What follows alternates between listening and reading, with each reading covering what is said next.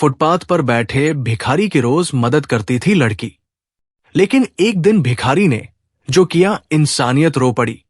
दोस्तों, शाम का वक्त था। ऑफिस से लौटते हुए आरती अपनी स्कूटी पर शिवनगर की सड़क से गुजर रही थी।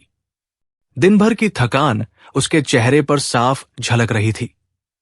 ट्रैफिक की आवाजें, गाड़ियों के हॉर्न और सड़क किनारे की भागदौड़ में उसका मन बस जल्दी से घर पहुंचने को कर रहा था।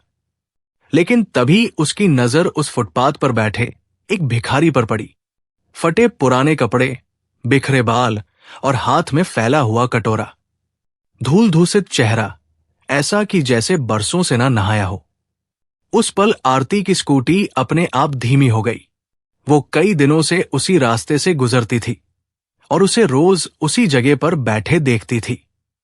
उसने सोचा, ये आदमी हर रोज यहां बैठा होता है, जाने क्यों आज इसे देखकर मेरा दिल पसीज गया। उसने स्कूटी रोकी पर से 1 रुपया निकाला और उसके कटोरे में डालते हुए कहा, अभी चेंज नहीं है, यही रख लो। भिखारी ने बिना कुछ कहे उसकी ओर देखा और हल्की सी मुस्कान दी, पर उसकी आंखें जैसे चुपचाप बहुत कुछ कह रही थी। वो आंखें आरती के चेहरे से हटने का नाम ही नहीं ले रही थी। आरती को एक अजीब सा एहसास हुआ। वो तुरंत स्कूटी स्टार्ट करके घर की ओर बढ़ गई, लेकिन रास्ते भर वही आंखें उसे परेशान करती रही। अगले दिन फिर वही हुआ। ऑफिस से लौटते ही जैसे ही वो अपने मोहल्ले के मोड़ पर पहुंची, भिखारी उठकर उसके पास आ गया। इस बार उसने मुस्कुराकर हाथ फैलाया। आरती ने फिर जेब से कुछ सिक्के निकाले और उसे पकड़ा दिए। लेकिन उसके मन में सवाल उठ रहा था, आखिर ये आदमी मुझे ऐसे क्यों देखता है? क्या सिर्फ पैसों की वजह से रोज इंतजार करता है, या इसके पीछे कुछ और है? दिन बीतते गए, अब तो ये रोज का सिलसिला हो गया। आरती जैसे ही उस रास्ते में उस जगह पहुंचती, वो फुटपाथ वाला भिखारी उसके सामने आ खड़ा होता। वो पैसे देती और वो बिना कुछ कहे देर तक उसे देखता रहता। एक दिन आरती ऑफिस से लौटकर खिड़की पर खड़ी थी।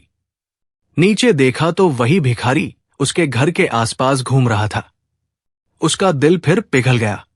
उसने आवाज लगाई, रुको, खाना ले लो। वो जल्दी से किचन में गई, मां से कहा कि कुछ खाना पैक कर दो, और फिर दरवाजे पर जाकर डिब्बा उसके हाथ में थमाया।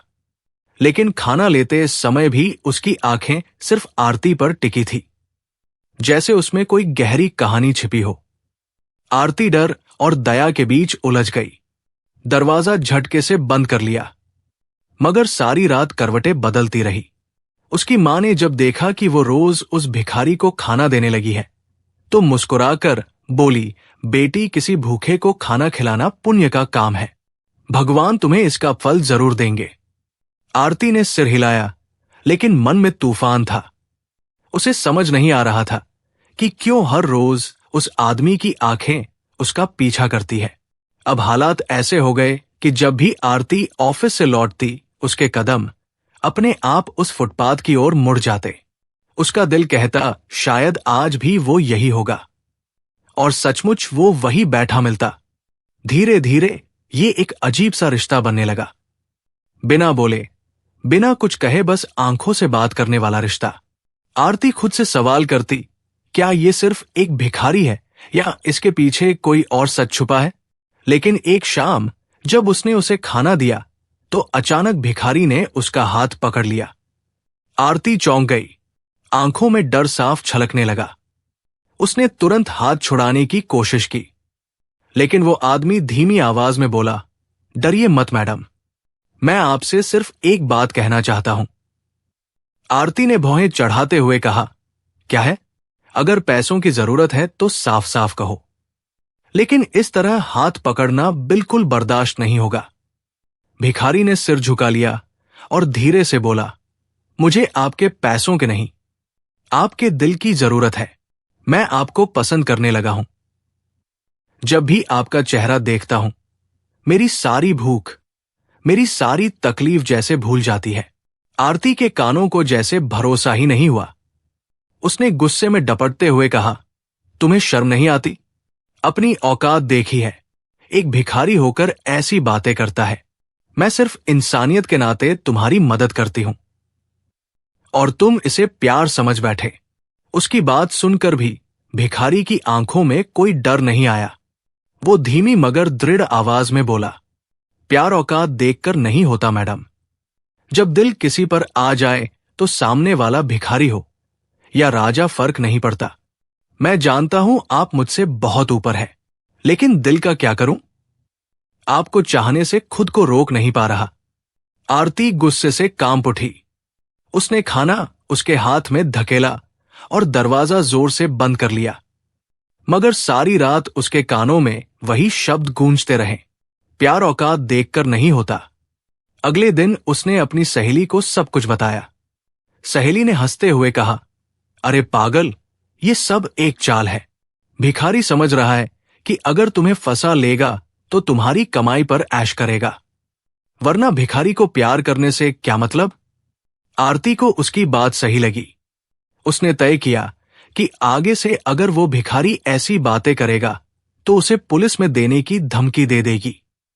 और सचमुच अगले ही दिन जब उसने फिर वही बातें दोहराई तो आरती ने सख्ती से कहा, देखो, मैं तुम्हें सिर्फ भूख मिटाने के लिए खाना देती हूं। अगर दोबारा ऐसी बेहुदगी की तो पूरे मोहल्ले में शोर मचा दूंगी और पुलिस बुला लूंगी, समझे? पर उसकी उम्मीद के विपरीत भिखारी हंस पड़ा।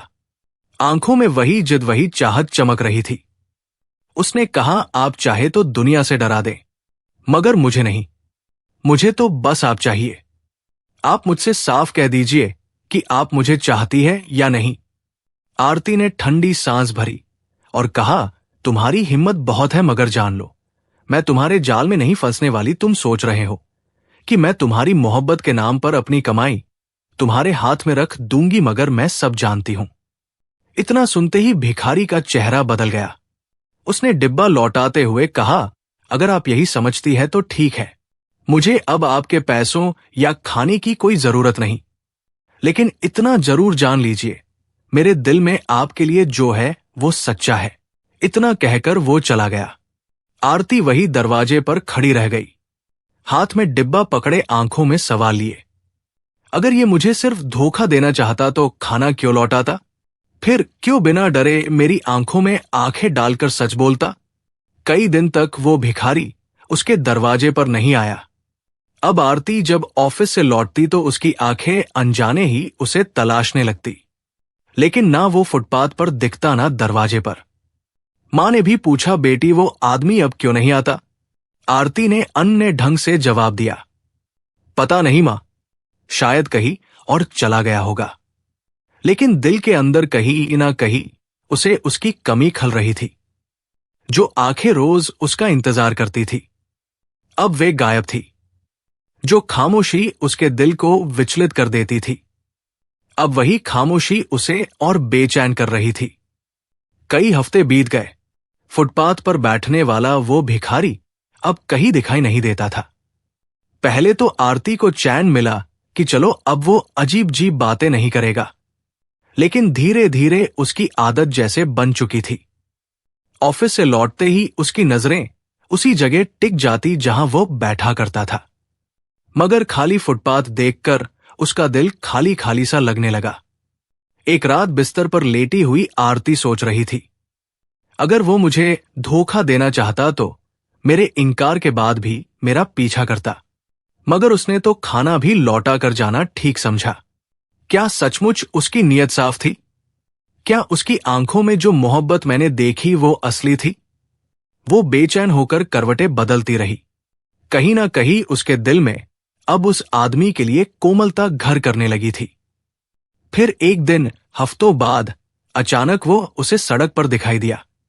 आरती अपनी स्कूटी पर थी और भिखारी फुटपाथ से उठकर उसकी ओर बढ़ाया, लेकिन इस बार उसने ना हाथ फैलाया ना पैसे मांगे। बस उसकी ओर देखता रहा और धीमी आवाज में बोला, आप कैसी हैं? आरती कुछ पल के लिए ठिठक गई। ये पहली बार था जब उसने उससे सीधे शब्दों में सवाल किया था।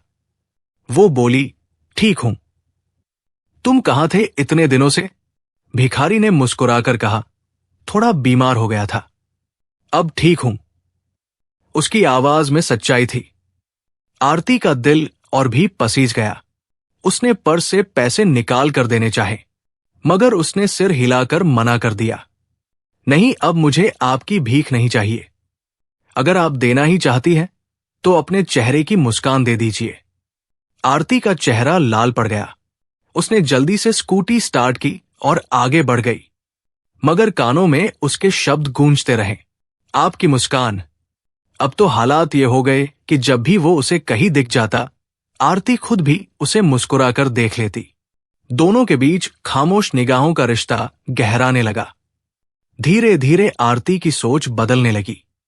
उसे लगने लगा कि शायद इस भिखारी के दिल में वाकई उसके लिए सच्चा प्यार है, और अगर प्यार सच्चा हो तो इंसान का हुलिया या हालात कोई मायने नहीं रखते। एक दिन उसने हिम्मत जुटाकर उससे पूछ ही लिया, तुम्हें मुझसे मोहब्बत क्यों हुई? तुमने मुझ में ऐसा क्या देखा? भिखारी ने ठंडी सांस लेते हुए कहा, मैडम, मैंने सुना है कि आप अपने भाई बहनों की खातिर अपनी शादी टालती रही है। आप खुद की खुशियां कुर्बान कर रही है। ऐसे लोग इस दुनिया में बहुत कम होते हैं।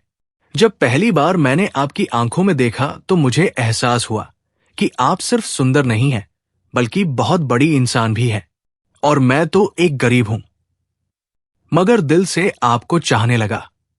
उसकी बातें सुनकर आरती की आंखें भर आई। उसने सोचा, मेरी पूरी जिंदगी मां और भाई बहनों के लिए ही गुजरी। कभी किसी ने मेरी फिक्र नहीं की, और ये आदमी भले ही भिखारी है मगर मेरी तकलीफ समझता है, मेरी कुर्बानी की कदर करता है। धीरे धीरे वो भी उसके प्यार में डूबने लगी। अब वो रोज ऑफिस से लौटकर उसके लिए खाना पैक करती और दरवाजे पर खड़ी उसका इंतजार करती। बातें ज्यादा नहीं होती, मगर आंखें सब कुछ कह देती थी। आरती ने अपने दिल में एक फैसला कर लिया था, अगर ये वाकई मुझे सच्चा चाहता है तो मैं इसे अपना लूंगी, चाहे ये भिखारी ही क्यों ना हो। मैं इसे छोटा मोटा काम शुरू करवा दूंगी। मुझे पैसों की नहीं, प्यार की जरूरत है। लेकिन तभी किस्मत ने जैसे कोई और खेल खेलना शुरू कर दिया। एक दिन से 2 दिन, 2 दिन से 3 दिन, और फिर हफ्ते बीत गए। वो भिखारी फिर से अचानक गायब हो गया। ना फुटपाथ पर, ना मोहल्ले में, ना कहीं और। आरती बेचैन हो उठी। उसके मन में तरह तरह के ख्याल आने लगे। कहीं बीमार होकर अस्पताल में तो नहीं, कहीं किसी हादसे का शिकार तो नहीं हो गया, या फिर क्या वाकई उसने मुझे धोखा दिया और चला गया। दिन रात उसकी आंखें उसी की तलाश में रहती। ऑफिस में बैठी होती तो भी खिड़की से बाहर झांकती, शायद कहीं दिख जाए। रास्ते बदल कर भी जाती कि शायद कहीं मिल जाए, मगर नतीजा वही, खाली सड़कें और खाली इंतजार। धीरे धीरे महीनों गुजर गए, मगर उसके दिल से उसकी याद नहीं गई। उसकी मुस्कान, उसकी आंखों की सच्चाई और उसका आपकी मुस्कान चाहिए कहना, सब जैसे दिल में बस गया हो। उसके दिल में कहीं ना कहीं उम्मीद अब भी बाकी थी कि शायद वो लौट आए, मगर महीनों गुजर गए और कोई खबर नहीं आई। इसी बीच घर की जिम्मेदारियां और बढ़ गई। छोटी बहन की पढ़ाई पूरी हुई और उसे जॉब भी मिल गई। मां की आंखों में अब एक ही चिंता थी, आरती की शादी। एक दिन मां ने साफ कहा, बेटी, अब मैं तुम्हारी जिद और नहीं मानूंगी। तुमने भाई बहनों के लिए बहुत कुर्बानी दी है, अब तुम्हें अपना घर बसाना ही होगा। आरती ने सिर झुका लिया। उसका दिल तो अब भी उस गुमनाम भिखारी से जुड़ा हुआ था, मगर मां के सामने कुछ कह ना सकी। वो जानती थी कि मां उसकी कुर्बानियों को समझती है, मगर मां का भी हक है कि बेटी को खुशहाल देखें। कुछ ही हफ्तों में मां ने रिश्ता ढूंढना शुरू कर दिया। एक संडे को लड़के वाले घर पर आने वाले थे। मां ने कहा, अच्छे से तैयार हो जाना, अब तुम्हारी उम्र निकलती जा रही है। आरती के दिल में जैसे तूफान उमड़ पड़ा। उसे लगा कि वो अपनी जिंदगी का सबसे बड़ा राज मां को बता दे कि वो पहले से ही किसी को चाहती है, मगर वो खुद उलझन में थी। वो तो महीनों से लापता था, कहीं कोई खबर नहीं। क्या वाकई उसका इंतजार करना ठीक है? रविवार का दिन आ गया। लड़के वाले घर आए। मां ने आरती को अच्छे कपड़े पहनने के लिए कहा, मगर उसने साधारण सलवार सूट ही पहन लिया। चेहरा भी बिना मेकअप का। वो चुपचाप जाकर बैठक में बैठ गई। लड़के की मां तरह तरह के सवाल कर रही थी। पढ़ाई कहां तक की है? जॉब कहां करती हो? खाना बनाना आता है? आरती सिर झुकाकर हां या ना में जवाब देती रही। उसका मन तो किसी और ख्यालों में डूबा था। आंखों में नमी थी, मगर उसने किसी तरह आंसू रोक रखे थे। तभी अचानक दरवाजा जोर से खुला। सबकी नजरें उसी ओर मुड़ी। वहां खड़ा था एक नौजवान साफ सुथरे कपड़ों में, आंखों में अजीब सी बेचैनी। उसने तेज आवाज में पुकारा, आरती, आरती। जैसे कुर्सी से चौंक कर उठ गई। आवाज जानी पहचानी थी। उसने गौर से देखा और उसके होश उड़ गए। अभिषेक। उसके होठों से अनायास ही निकला। कमरे में सन्नाटा छा गया। लड़के वालों की मां गुस्से से उठ खड़ी हुई और बोली, ये कौन है? क्या पहले से इसका कोई आशिक है? मां घबराकर बोली, नन्ही बहन जी, हम इस लड़के को नहीं जानते। लेकिन वो युवक आगे बढ़ा और सबके सामने बोला, मेरा नाम अभिषेक है। मैं आरती से मोहब्बत करता हूं। मैं इसे किसी और का होते हुए नहीं देख सकता। उसकी बात सुनते ही घर में खलबली मच गई। लड़के वाले नाराज होकर तुरंत वहां से चले गए। मां शर्म से पसीने पसीने हो गई। भाई ने गुस्से में अभिषेक का कॉलर पकड़ लिया। कौन हो तुम? मेरी बहन का नाम लेकर यहां तमाशा क्यों कर रहे हो? अभिषेक ने उसका हाथ पकड़कर हटाया और बोला, मैं कोई गुंडा नहीं हूं। मैं आपसे इज्जत से बात करना चाहता हूं। लेकिन सच यही है कि मैं आरती से मोहब्बत करता हूं। आरती की आंखें नम थी। उसका दिल धड़क रहा था। महीनों बाद सामने खड़ा वही इंसान जिसे उसने भिखारी समझा था, मगर आज वो भिखारी जैसे बदल चुका था। साफ कपड़े, आत्मविश्वास से भरा चेहरा और आंखों में वही पुरानी चाहत। आरती ने कांपती आवाज में कहा, तुम अभिषेक हो, लेकिन तुम तो भिखारी थे। फिर ये सब कैसे?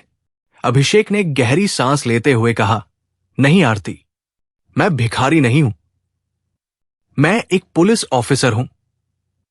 भिखारी का भेष सिर्फ एक मिशन के लिए धारण किया था। कमरे में सन्नाटा था। सबकी नजरें अभिषेक पर टिक गई थी। आरती की आंखों से आंसू बह निकले। उसने कांपते होठों से कहा, तुम पुलिस ऑफिसर? लेकिन इतने महीनों तक तुम कहां थे? मुझे अकेला क्यों छोड़ दिया था? अभिषेक ने गहरी सांस ली और धीरे से बोला, आरती, सच बताने का वक्त आ गया है। मैं दरअसल एक अंडरकवर पुलिस ऑफिसर हूं। शहर में बच्चों की चोरी करने वाली एक खतरनाक गैंग सक्रिय थी। मुझे उन्हें पकड़ने का जिम्मा दिया गया था और उन तक पहुंचने का एक ही तरीका था, भिखारी का वेश बनाना। क्योंकि वही लोग भिखारी बनकर मोहल्लों में घूमते थे और बच्चों को बहला फुसला कर ले जाते थे। सब लोग हैरान होकर उसकी बातें सुन रहे थे। अभिषेक ने आगे कहा, कई महीनों तक मैं उन्हीं की तरह फुटपाथों पर बैठा, गलियों में भीख मांगता रहा। तुम्हारे मोहल्ले के पास ही वे लोग छिपे रहते थे। तभी मेरी मुलाकात तुमसे हुई। पहले तो मैंने सोचा कि तुम भी मुझे देखकर नजर फेर लोगी, मगर जब तुमने मुझे पैसे दिए, खाना दिया, उस दिन मुझे पहली बार एहसास हुआ कि इंसानियत अभी जिंदा है। और सच कहूं, उसी दिन मैंने तुम्हें अपने दिल में बसा लिया। आरती की आंखें और भी भर आई। अभिषेक ने बोलना जारी रखा, मगर मिशन आसान नहीं था। जब हमने उस गैंग को पकड़ने की कोशिश की तो उन्होंने मुझ पर हमला कर दिया। मेरी टांग में गोली लगी और महीनों तक मैं अस्पताल में पड़ा रहा। तबीयत इतनी खराब थी कि खुद उठकर बैठना भी मुश्किल था। मेरे पास तुम्हारा कोई मोबाइल नंबर नहीं था, इसलिए मैं तुम्हें कुछ बता भी नहीं सका। मगर यकीन मानो आरती, हर दिन हर रात मैं तुम्हें याद करता रहा। ये कहते हुए अभिषेक ने अपनी पट्टी ऊपर करके टांग का जख्म सबको दिखाया। कमरे में खामोशी छा गई। मां के चेहरे पर भी अब चिंता की जगह विश्वास झलकने लगा। भाई ने धीरे से कॉलर छोड़ दिया और कहा, तो ये सच है? अभिषेक ने सिर हिलाया। हां, और आज मैं यहां सिर्फ एक पुलिस ऑफिसर के तौर पर नहीं, बल्कि एक इंसान के तौर पर आया हूं। मैं आरती से मोहब्बत करता हूं। मैं वादा करता हूं कि इसे अपनी रानी बनाकर रखूंगा और इसके परिवार की सारी जिम्मेदारियां आपके बेटे की तरह निभाऊंगा। मां की आंखों से आंसू गिरने लगे।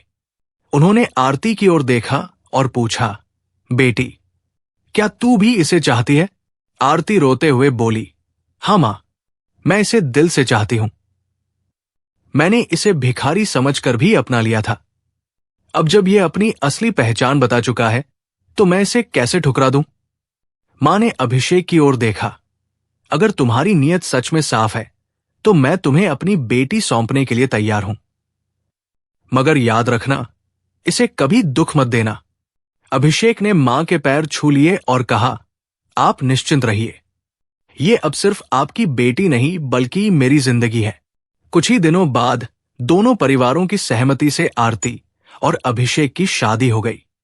शादी के बाद अभिषेक ने ना सिर्फ आरती को रानी की तरह रखा बल्कि उसकी मां और भाई बहनों को भी अपने परिवार जैसा अपनाया। वो सचमुच उनके घर का बेटा बन गया। आरती की मां अक्सर कहती, बेटी, मैंने तुझसे कहा था ना, भगवान तुझे तेरी कुर्बानियों का फल जरूर देंगे। देख, आज तुझे ऐसा पति मिला है जो तुझे रानी बनाकर रख रहा है।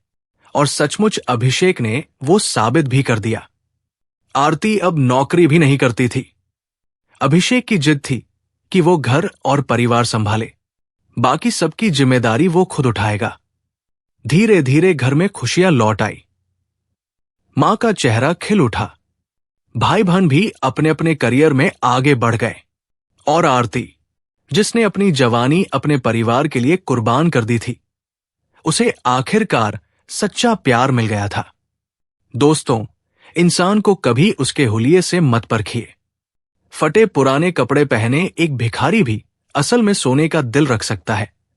और कभी कभी वही इंसान आपकी जिंदगी का सबसे बड़ा सहारा बन जाता है। क्या आप भी मानते हैं कि इंसान की असली पहचान उसके कर्म और दिल में होती है, ना कि उसके कपड़ों या हालात में? कमेंट करके जरूर बताइए। और हां, अगर ये कहानी आपके दिल को छू गई हो तो वीडियो को लाइक करें, शेयर करें। मिलते हैं अगले वीडियो में। तब तक इंसानियत निभाइए, नेकी फैलाइए और दिलों में उम्मीद जगाइए।